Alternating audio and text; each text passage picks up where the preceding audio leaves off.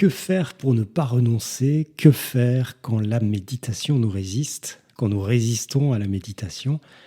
Comment persévérer? Pourquoi persévérer? Cette méditation s'appelle Conseil à un méditant découragé.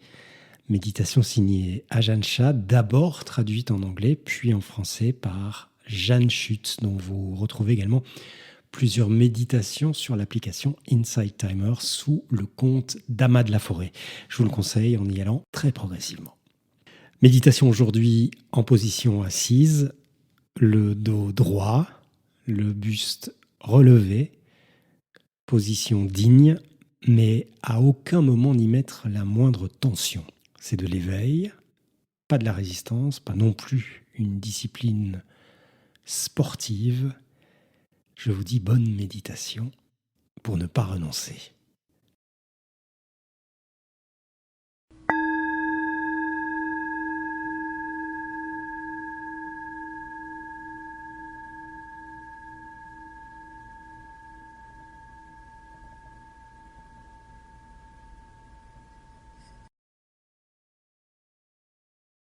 Vous devez commencer par prendre conscience de vos capacités d'endurance et ensuite observer. Observez vos activités, vos allées et venues, observez tout ce qui vous vient à l'esprit. Nous devons être pleinement conscients de tout ce qui se présente à nous, de tout ce qui nous entoure. Ainsi, nous serons conscients de ce qui est juste et de ce qui est faux, de nos sentiments de joie ou de satisfaction. Nous serons conscients de tout.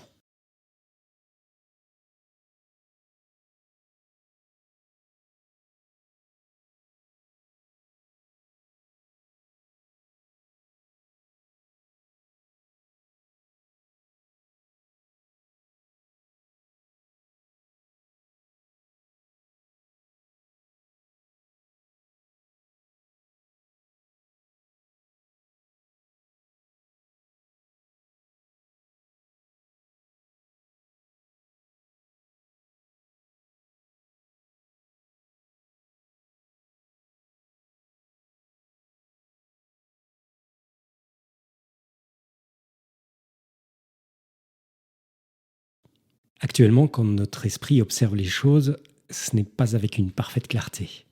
Nous avons conscience de certaines choses, mais nous en laissons passer d'autres.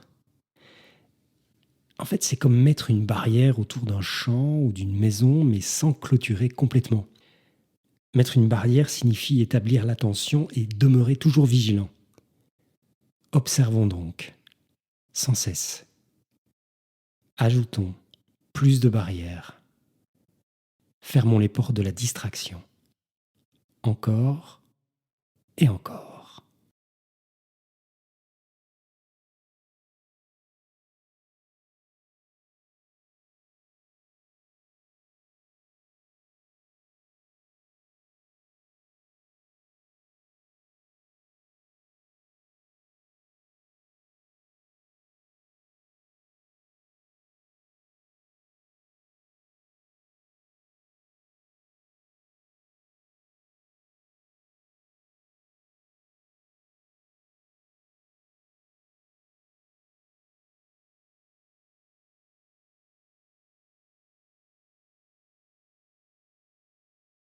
Si vous persévérez, vous allez percevoir clairement vos bonnes et vos mauvaises humeurs, vos sentiments de bien-être et de mal-être.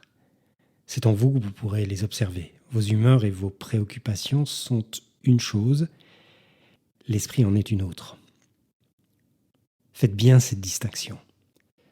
Une humeur, c'est une humeur. L'esprit, c'est l'esprit. Il faut bien faire la distinction entre les deux pour savoir ce qu'est une humeur et ce qu'est l'esprit.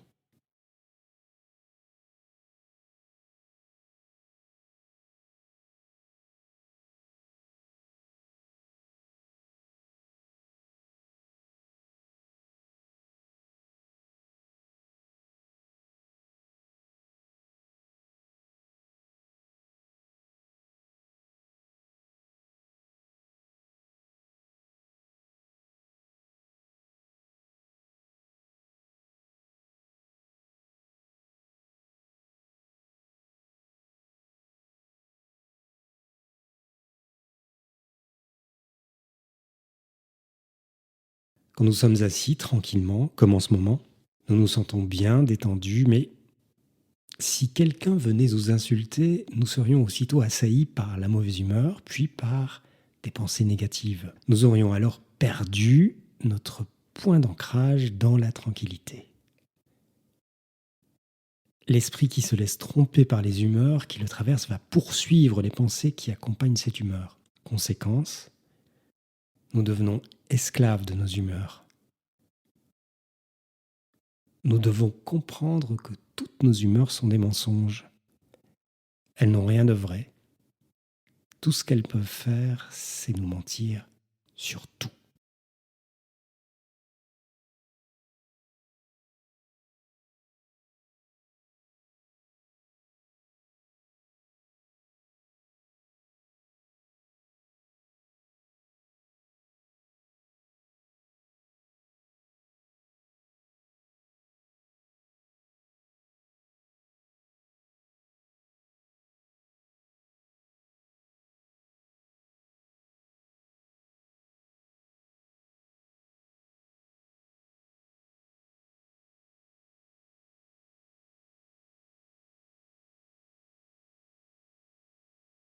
Nous ne voulons pas que les choses soient comme elles sont.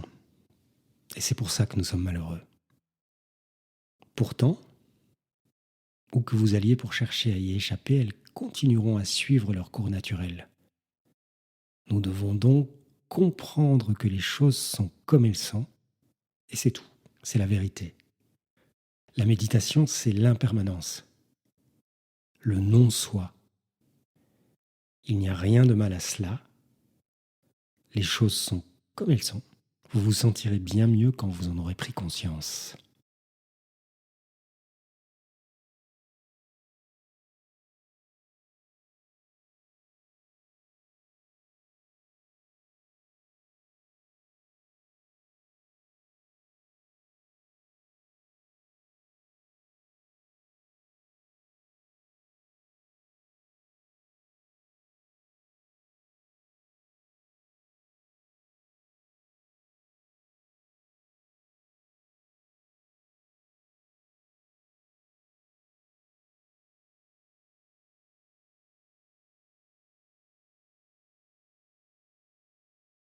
Le changement est indispensable à la vie. Alors faites-vous à l'idée que tout change. Le plaisir ne dure pas, la douleur ne dure pas, le bonheur ne dure pas, le calme non plus, les perturbations ne durent pas.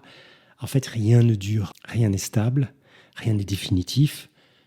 Les choses que vous n'aimez pas ne durent pas, rien de ce qui apparaît ne dure, tout change, tout bouge, dans un sens et puis dans l'autre. L'impermanence signifie que rien n'est sûr, que rien n'est certain. Voilà la vérité.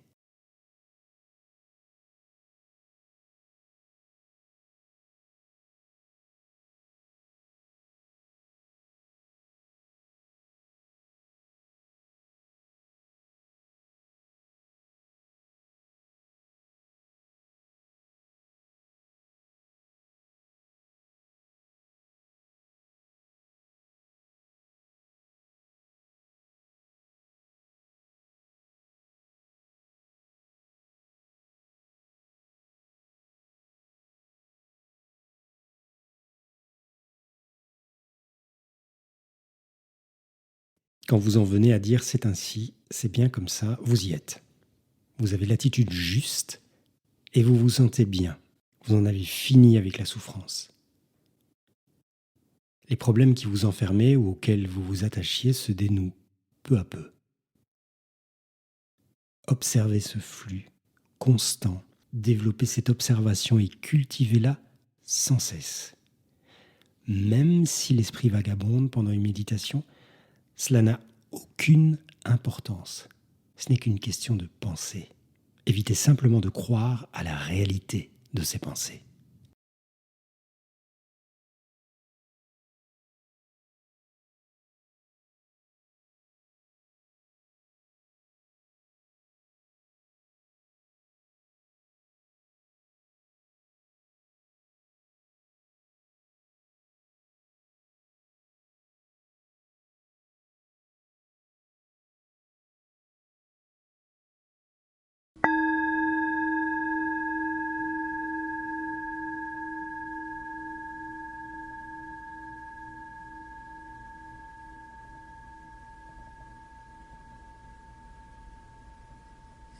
Quand vous êtes assis en méditation, au bout d'un certain temps, l'esprit s'évade, on l'a vu, en un éclair. Vous le ramenez au présent, mais vous avez beau faire, il continue de s'échapper. Essayez de retenir votre respiration.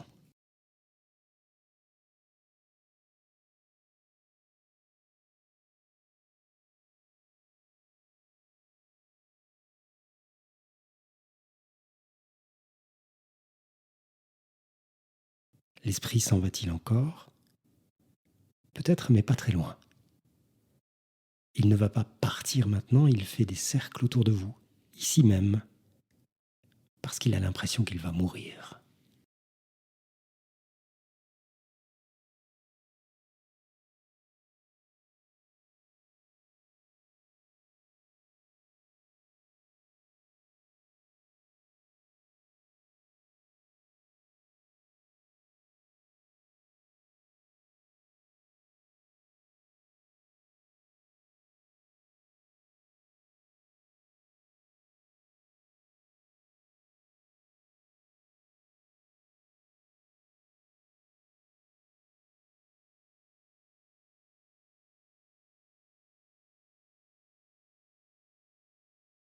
Quand vous pratiquez, vous devez tenir compte de votre propre force. Ne fixez aucun objectif qui vous dépasse. Il n'y a rien dans la méditation qui soit au-delà des possibilités humaines.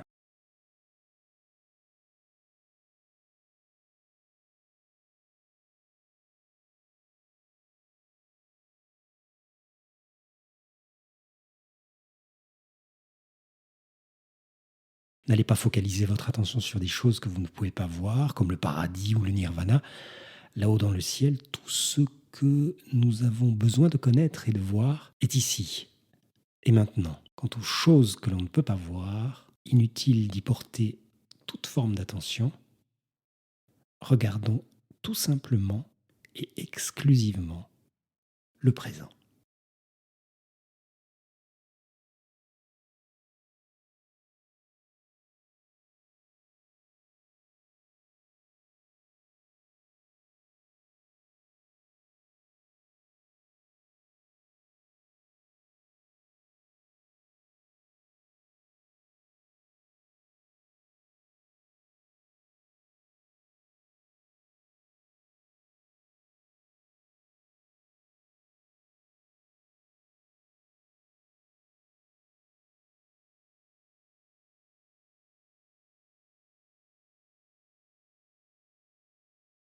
Si la souffrance apparaît, pourquoi y a-t-il souffrance?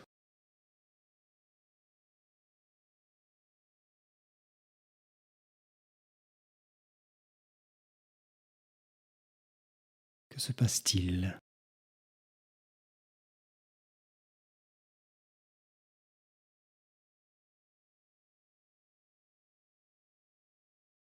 Comment résoudre le problème sur le champ? Qu'est-ce qui vous bloque?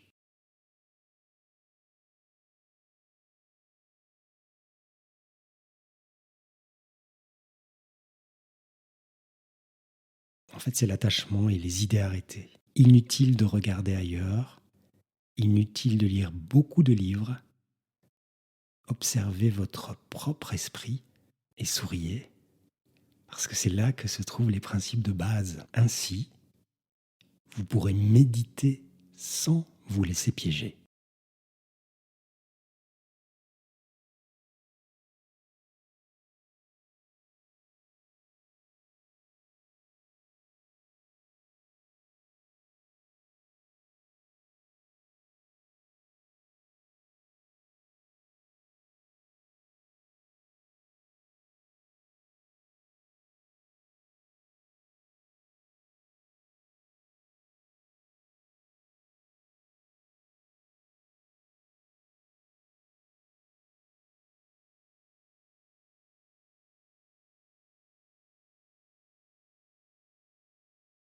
Il est inutile de fuir les choses. Comprenez simplement ce principe et continuez à observer.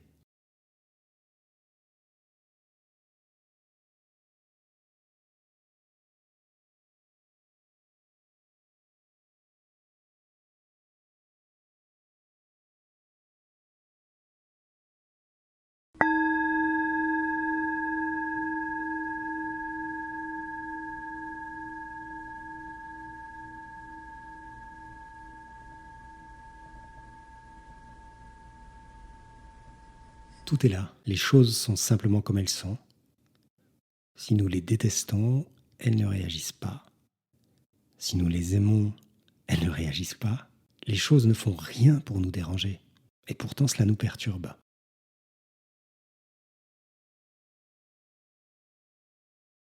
C'est aussi vrai pour le corps. C'est vrai pour l'esprit, pour nos humeurs et nos soucis.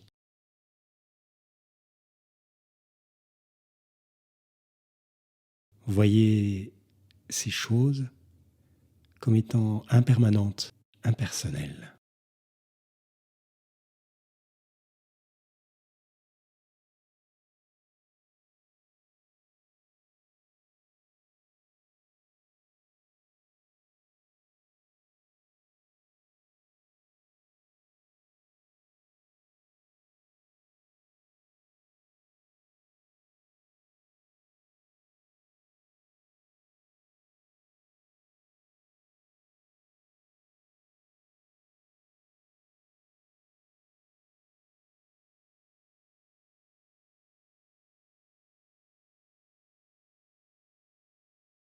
S'observer avec vigilance, revenons-y.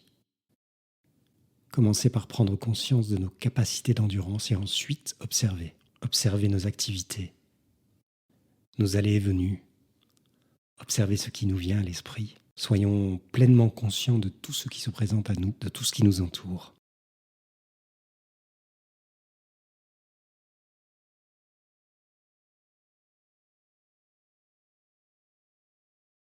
Ainsi, nous serons conscients de ce qui est juste et de ce qui est faux, de nos sentiments de joie ou de satisfaction.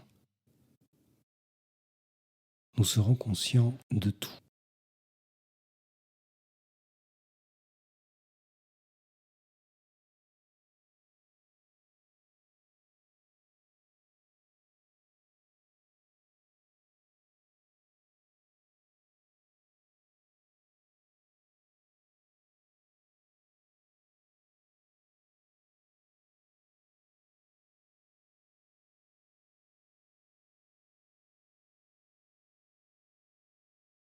Vient à présent le moment d'émerger de cette longue réflexion sur la persévérance en méditation et de partager les bienfaits de cette méditation avec tous les êtres de la création.